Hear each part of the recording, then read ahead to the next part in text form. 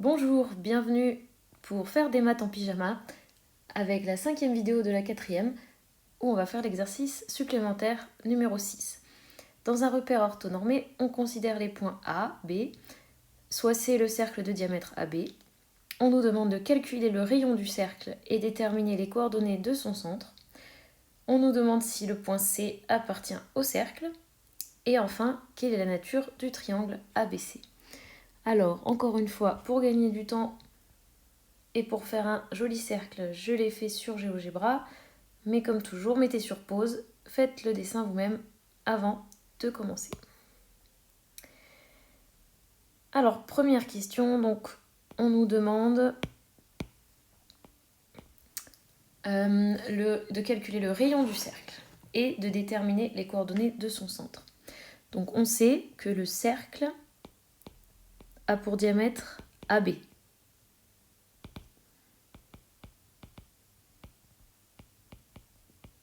Donc le rayon, je vous rappelle que c'est la moitié du diamètre. Donc on va calculer la longueur AB et puis on va la diviser par 2 pour obtenir le rayon.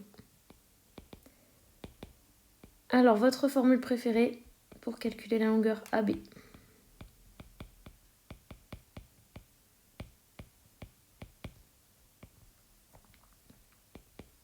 Je remplace par les données de l'énoncé. C'est 2 moins 2, donc 2 plus 2. Et 1 moins 3.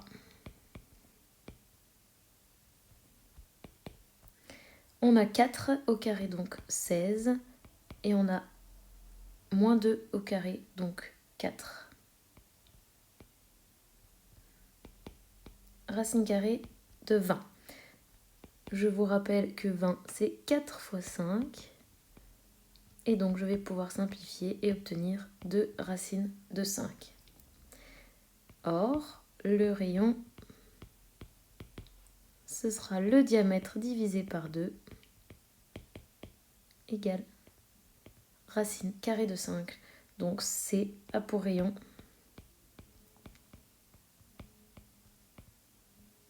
racine de 5. On nous demande également dans cette question de trouver les coordonnées du centre. Donc, on sait que AB est un diamètre, donc le centre du cercle va se trouver ici, au milieu de A et B. Bien sûr, vous savez qu'un dessin ne peut rien prouver, ne peut pas donner d'informations, donc on va le faire par le calcul.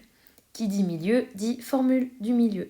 On va lui donner juste un petit nom, M par exemple, soit M, le milieu du segment AB. Alors, M est le centre du cercle. Et on va calculer ses coordonnées. J'espère que vous n'avez pas oublié la formule. L'abscisse de M, c'est l'abscisse de A plus l'abscisse de B divisé par 2. Et l'ordonnée de M, c'est l'ordonnée de A plus l'ordonnée de B divisé par 2. Et je remplace, j'ai moins 2 plus 2 divisé par 2, c'est-à-dire 0. Et ici, j'ai 3 plus 1 divisé par 2, c'est-à-dire 2. Donc M a pour coordonnées 0, 2. Je vérifie sur mon dessin si c'est cohérent. Et oui, on dirait bien que le point M a comme coordonnées 0, 2. Et je peux ajouter un codage. Voilà, on a répondu à la première question. Donc la valeur du rayon, racine carrée de 5, et les coordonnées du centre du cercle. On va pouvoir passer à la question numéro 2. Le point C, moins 1, 4, appartient-il au cercle?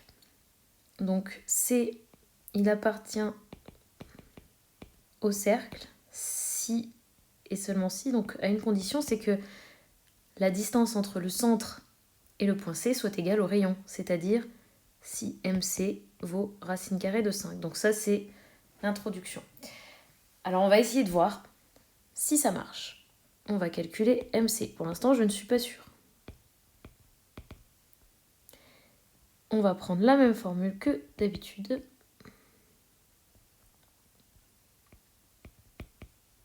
Vous avez remarqué que si on a faux dans la question précédente, eh bien c'est compliqué d'avoir les bonnes réponses dans celle-ci. Alors l'abscisse de C c'est -1 et l'abscisse de M c'est 0. L'ordonnée de C est 4 et l'ordonnée de M est 2. On obtient donc ici 1 et ici on obtient 4 égale racine carrée de 5. On a bien trouvé ici que MC est égal à racine carrée de 5, donc dans ce sens-là, cela signifie que le point C se trouve bien sur le cercle.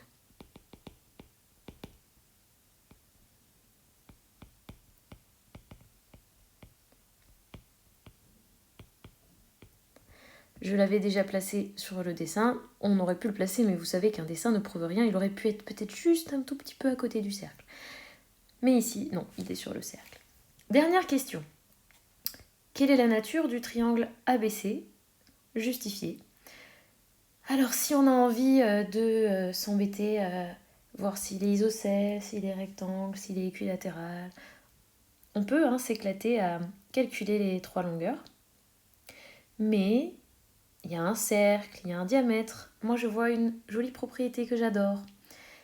C est sur le cercle de diamètre AB. Donc le triangle ABC est rectangle. J'espère que vous vous en souvenez. Le point C est sur le cercle de diamètre AB. Donc, le triangle ABC est rectangle en C. On pourrait peut-être étudier si le triangle est isocèle. Attention, il ne peut pas être isocèle en B, même si il aurait l'air plutôt isocèle en B s'il l'était. Parce que, en fait, il doit absolument être isocèle à l'endroit où il est aussi rectangle. Et là, en fait, je pense que c'est pas la peine d'essayer. Donc voilà, on a répondu à tout l'exercice. Dans la prochaine vidéo, on fera l'exercice supplémentaire numéro 7 qu'il faut, comme d'habitude, essayer de faire avant la correction.